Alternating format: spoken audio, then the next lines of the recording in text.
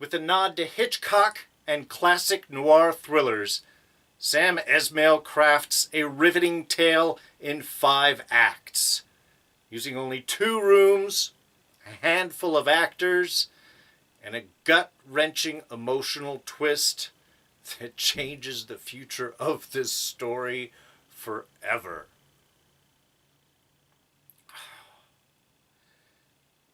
It's Mr. Robot.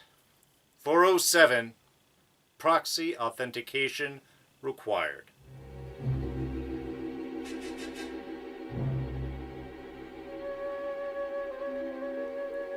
Hey everyone, D here, and welcome to this week's review of Mr. Robot. So yes, of course, spoilers are ahead, and do want to tell you about our quick jump index system. Right in the description below, have this entire review titleized and time-stamped. You can jump to the end of the review first, you can watch the beginning last, you can watch this review in any order you'd like.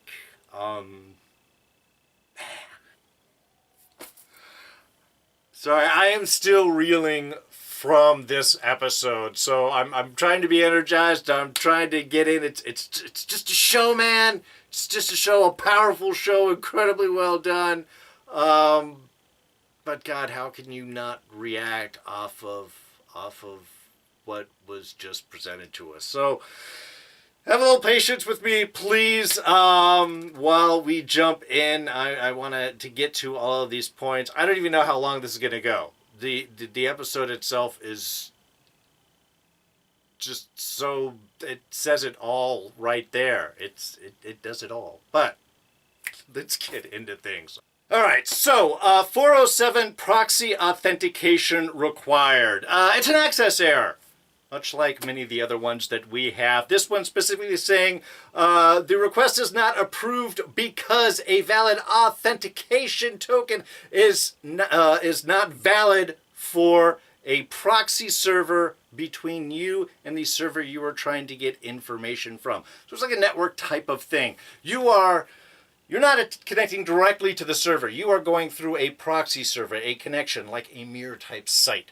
But that server does not have authentication does not have valid authentication to get information from the second server. So you're trying to link through a third party, so to speak, which is, of course, what this entire episode is about. Vera trying to access the information from Elliot using multiple sources, generally Krista, primarily. And of course, that information requested not being approved, being rejected, until, of course, you find the proper authentication.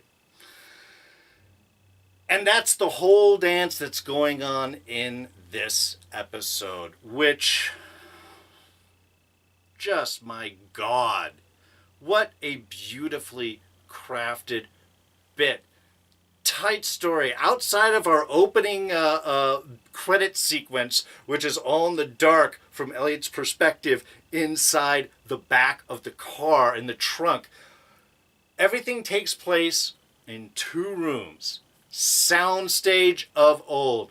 Classic Hitchcock camera angles, the music in the background, the epic the epic music supporting Vera's approach, the thunder and lightning and emotional sound effects when Elliot's being engaged, the lack of almost any music or background sound when Mr. Robot is talking. It is incredibly well crafted. It gives us such a classic 30s, 40s noir feel, these old type of thrillers with the tight camera angles. Again, and it's all one giant set, 2 rooms, which allows us to do those overhead shots and the drop back down as one story is being told, and we're seeing the effects of another. It's something that Hitchcock was so really good at, showing you the consequences while people are blissfully unaware of what's going on. 2 people talking over a desk, and it blows up. That's scary. But just for a moment. But 2 people talking and the camera panning down to the bomb ticking down, that's tension. And that is what is held so often and so well through this episode. Again, it's a classic 5-act structure we get our introduction, we get little comedy elements, we get slow intros, then we get our big reveal, and then our denouement at the end. It's hard to talk too much about the episode. It tells everything about it all by itself. It's beautifully crafted. Again, using just these two rooms. There's no cutaways. We don't see what's going on else in the world. There's no Price story. There's no White Rose story. There's no Dom story.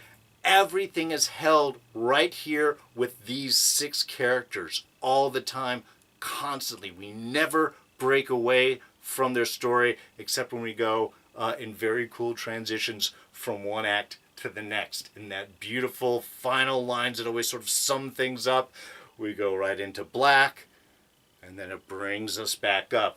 Each act having a different emotional beat as the story progresses, as Elliot is further being broken down. So, look, we know how much Esmail loves honoring directors of old. The Hitchcock usage, like I said, right here with the camera angles, the overheads, the showings of different rooms, the tight structure, just amazingly well done, and holds us for what becomes, like I say, a reveal that honestly is going to change the entire future of this show. Alright, so Act 1 is, as all Act 1s are, our meet and greet, our introduction, our establishment of characters. Here, of course, it's Vera reintroducing himself to Elliot. And, you know, feeling all emotional and shit. Which is just...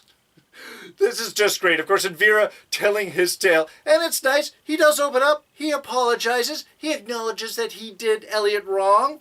But I gotta tell you, a guy smoking that much crack with guns and knives, that's not going to make me feel comfortable. And we get our initial playing back and forth here, where again, Vera and Elliot are each trying to set their positions. And it's, again, a beautifully well done opening sequence. Elliot's very strong. He's not taking any crap. His one interest is making sure that Krista is all right. And of course, Vera more interested in establishing his credentials, telling his tale of what has happened since he left. And of course, there we get some of that beautiful camera work as Vera's telling his tale about going back to his island, the Dominican Republic, and taking it over, apparently like in 79 days. We even just kind of lose the specifics of that story as the camera ups and overs to the next room, and we get down to Krista tied up and panicky. And again, it's showing the true emotional stakes, and kind of like Elliot not totally paying attention to Vera's story, the specifics of that really not necessary. But we're establishing everything. We're establishing who's here, what they want, who they're after, and of course, introducing a very important knife. Same one that killed Shayla, which is so appropriate for how things eventually come up. So again, like all Act 1s, we are setting the stage, putting all the pieces, and then leading into the next one, the requests for introductions. Act 2, of course, progresses the story, bringing in Mr. Robot and getting our first real discussion, our first big meet between Vera and Mr. Robot, and establishing what Mr. Robot is here for, which is sort of a cool thing. And I love the character, but the fact how Vera plays, that it's like talking to a whole different person. How the personality of how Elliot switches when we go from Elliot Alderson to Mr. Robot. I love that they keep that reality of it, because even the times that we've sort of seen that switch in Elliot without the Mr. Robot persona coming through, we can see how he can play different body language and everything. So, of course, you know, we're seeing Christian Slater as opposed to Rami Malek here, so we know that it's someone different. But it's played really well, and I love how Vera holds that sort of idea throughout this. We also get great usage of music. In the first act, we've got a lot of this rousing music. Even when Vera's telling his story. We get sort of an epic feel to his tale and his journey of taking over the island and then going to meet the shaman and being told that he's got to leave and he's got to find where he goes. I mean, there's, again, very strong, rousing music to that. When Mr. Robot comes up, no music. He is just all straightforward. And again, it's a great tonal shift that they do right there. And we get our intro, the whys of Mr. Robot here, really starting to dig into that idea that he's here so that when a-holes like him push Elliot around, that Elliot knows that someone's got his back. He is the protector, which he's constantly reinforced throughout this season. And honestly, we get to hear one of my favorite parts of the show. It would have been the scene of the week, except for the one that you know is coming up. And that is Mr. Robot's dressing down of Vera here. How Vera tries to talk about his plans, and Robot's like, look, you know what I can do? This is a job interview, and you've got to prove to me that I want to work with you. I did 5'9". You know what I've done. My credentials are right out there. What is it that you want? And just strips down all of his things. Oh, what, you were telling a tale I mixed out somewhere in there. What, real estate? You want to own places? What, drug dealing? Pfizer, the big pharmaceutical companies, make more money and can spend more and outclass you. I mean, just bit by bit. You want to own property, you want to have shops, then you're just going to be working for the bank. I mean, really, just whittles him down, even to the point where he's like, what, I got startup cash? What, I could knock over some places? How much do you need? The fact that you're even asking that question shows how unprepared you are. This is Mr. Robot at his strong point, which we have to see for the total breakdown. Just ripping Vera apart. So, of course, at that position of strength, at that moment, then it's to switch things up. And again, handled perfectly. What you want to own money itself. You want to rob money itself. And I've got something going down that can do it. Here's everything that you want. Oh, you want stuff? Great. I will give you all the money. I don't need money. I'll give you a bunch of it, all the zeros that you want. But any deal that you want to make, again, sucker them in. All the things. Oh, yeah, the power and the money and the stuff. Oh, that's perfect. Oh, all those things that you want, that's great. But none of that's going to happen unless Krista goes. Again, Mr. Robot and Elliot at their highest position of strength right here. But they've already acknowledged that Krista is the one thing that's holding them there. And I love that Vera is, while he's cracked out and crazy, is smart enough to realize, if I get rid of Krista, then what strength position do I own? And that's where we get that great face-off between Vera and Elliot, where Elliot kind of shows his position of strength and Vera realizes, yes, see, that's who I'm afraid of. Not some Mr. Robot, Elliot. Which moves us to our next scene. Act 3, of course, is when everything goes wrong. You're at your highest position of power, but the rug gets pulled out from underneath you. In this case, it has to do with an empty gun. And this is the one part that really frustrates me. And look, it's a commonly used convention. It's perfectly done. It brings us into the moment really well. Here's the laptop. Here's the info. Look at all this money. Come on. We get the shot of the gun inside when Elliot first pulls out the laptop. We get to see the weapon. We get to feel nervous as people are looking and he's reaching down and we as audience are like, no, man, don't do it. There's too many of them, man. They're going to get you. And instead the third person comes over, come on, you got to look at these so many zeros. It's stadium money right here. What's stadium money? Oh, my God, that is stadium money. Oh, everybody look, everybody great. The attention's gone. And he makes his move and empty gun. Like I say, they hold that moment really well. The fear, the concern. I'm thinking, God, they left a gun in there? Are you kidding me? But no, he's got it. And even Vera pushes Elliot. You don't have the cojones, you're the balls to do it. You're not going to pull that trigger. And he does. I have to say, I love that bit. Because it's a commitment on Elliot's part. And 3 shots. Click, click, click. He goes after each one of them. But ends up being, of course, they've taken the bullets out, which is where I have the problem. Again, they do this a lot in film. It's a standard convention. But anybody who has ever held a firearm knows that an empty gun is a hell of a lot lighter than a full gun. A clip, a magazine that has a full number of rounds is heavy. Bullets are made of lead. It's heavy. You take them out. I knew a guy that could tell how many shots he had left in his gun by the weight of it. Obviously, Elliot is not that well trained, but he still handled the gun enough. He still put bullets in the gun. When you pick it up, you're going to notice that this is suddenly extremely light. And it would have been a much more interesting scene, I think, there if he had picked it up and been like, ha! You know, acknowledge, like, what's wrong with this? And then they kind of laugh, and then maybe he shoots even just to try that. But that's a personal thing. Like I said, it's a small firearm bit. I realize it's a personal issue here. But obviously a number of you probably have shot firearms as well, and you're also going, yeah, I hate that.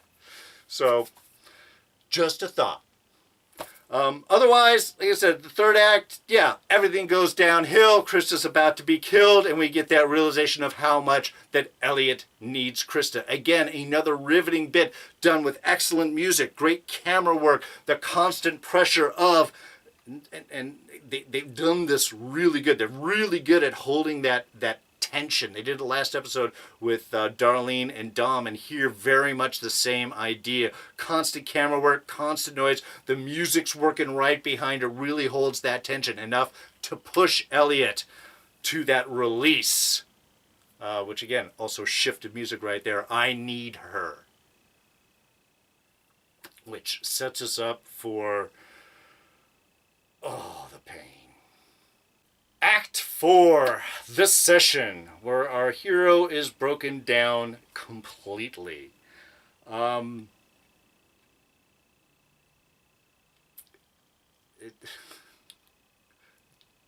It's hard to talk about this. It stands on its own. I mean, okay, look, we get our setup with Krista and Elliot trying to have a therapy session, trying to give Vera what he wants. We've got Krista and Elliot pushing back, clearing the room. Peanuts, Javier, get out. I gotta say, I love them when he's like, get out. And they're like, nah, man. It's starting to get good here. I want to see where this is going to play out. No, get out. Again, important that these two leave now. So things can get intimate, can get down to the nitty-gritty between Elliot and Vera and Krista and Mr. Robot. Again, just well crafted, even starting out with the frustration. We're going to attempt to tell a tale. Here, he just wants a show. We'll just give him a show. Just ask me questions. My mom died. You want to ask me about that? Yeah, well, we weren't too close. And, trying to do the fake whole therapy thing, which, look, Vera constantly has spoken crack in this, which honestly just makes me more and more frightened of him as this goes on. It certainly does not make one patient. But he's right. This is old stuff. This is boring. He wants the 24 karat good stuff. And this is the breakdown of Mr. Robot. The resistance that we have as soon as it's brought up that there is a secret. Mr. Robot's like, look, man, we got to get out of here. We're on the 2nd floor. We got these things. We got this stuff. We got to go, go, go, go. Immediately he's looking for an escape, an evasion. And they craft this whole breakdown of Elliot perfectly, where Elliot is suddenly realizing he is a partner with Mr. Robot, ready to go. He's with Krista. He's trying to fight Vera. And the minute Elliot realizes that there is more to this, everyone's pushed away. It's all Elliot digging into Mr. Robot. Shut up. Digging into Krista. Ask me the questions. Just where Vera can just sit there and watch, he has now activated exactly what it is that he wants to see, the truth inside of him. And this is Rami Malek owns this scene. Owns it. It is our Scene of the Week. To make it official. The whole breakdown, and again, tight camera angles. Just two actors. We never leave this for a moment. We stay with this entire transition where Elliot's strong, then questioning, and then evasive. And as each question is asked and they dig further and further, just a total breakdown. When Mr. Robot finally has that moment, I can't protect you anymore, and then walks away, and we don't see him anymore. Will we see him again? I don't know. Your protector cannot be in the persona of your molester. And look, I like Elliot and Mr. Robot together. I like that team. I'm not necessarily happy with the choice. But this is the tale that they're telling. And my comfort doesn't mean crap. They have perfectly illustrated why certain stories need to be told. And it's the painful, emotional journey we see here where we as audience are like, no, we don't want to know that. We don't want to see that. We don't want to go that far. But it's this type of deep-seated trauma that has massive effects in people's lives down the road. So as uncomfortable as it is important to face. And I think that they did this powerfully and patiently and organically and with the weight that it deserves. And we should all be feeling that dark pit in our souls when we can acknowledge these things happen. And yeah, it's going to change the story, but maybe this is the better story to tell. And in Act 5, our hero is rebuilt. Not an easy journey. And this one is owned by Vera. Vera's quite an entertaining character. Terrifying, verbose, with a crazy tale and an interesting insight into people. If he has a purpose in life, it is this scene right here. He owns every moment of it. This is what he is meant to happen, and this is the type of person who can be there. It's just, the patience that they have with him approaching Elliot. Of course, Elliot doesn't want to be touched. I don't want to be touched after seeing the scene. But just Vera's patience. This is what he is there for, and this is his strength, and this is again maybe why he can build up people and make them super loyal to him, and he can be emotionally vulnerable, because again he's understanding and he is supportive of Elliot, and he bears his own soul, and there is at no point where I feel that he's being dishonest or manipulative. He's got a goal. But I think it's his ability to hit this space is what makes him so dangerous as a character and psychopath and drug runner and all of that. It's exactly what you need to build up a questioning character who has no idea what their place is and what their motivation is. Where they're going to go from here when everything they know to be true is now wrong and all of their support has crumbled around them. They just don't want to be alone anymore. And that's where Vera wanted him. He succeeded perfectly. If Vera's the hero of the story, he has won. But he's not the hero of the story. He's the villain. And all villains in the end must be vanquished. And another surprising twist Because I wondered, is Elliot going to push him away? Is that it? And when we see Vera do the... I'm just waiting to pull back and have Elliot with the knife. But no, it's in his back. Because, of course, Krista was left alone because Peanut and Javi got sent out. And Vera had put the knife down. So here's Vera being killed with the same knife used to kill Shayla, Elliot's girlfriend, in season 1. Perfect. Bringing it all back around. But also leaving Elliot alone. But he does have his therapist. I think he's going to need her now maybe a little bit more. Or not. Maybe he doesn't trust her at all. God, what a rough spot for him. All right, so the big question is, what now? Will we see Mr. Robot again? Like I said, hard to imagine your protector and your partner with the face of your molester.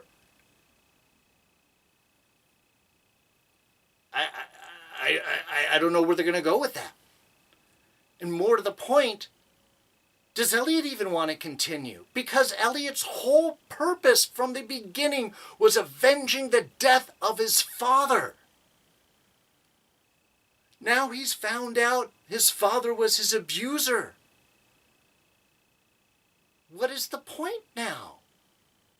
I think this is what Elliot's going to be. This is the trauma that he's going to have to go through, the purpose he's going to have to find in the midst of trying to finish this hack, at least save Darlene. What's going to happen with that? Is he just going to go and give up, just like White Rose? Forget it. Take your stuff. We'll take us. We'll leave. You don't need any more. Or is there a bigger purpose that he's still going to find a reason to fight back under anyone that tries to manipulate those that are weaker for him? Is this going to drive him even stronger to do what he does?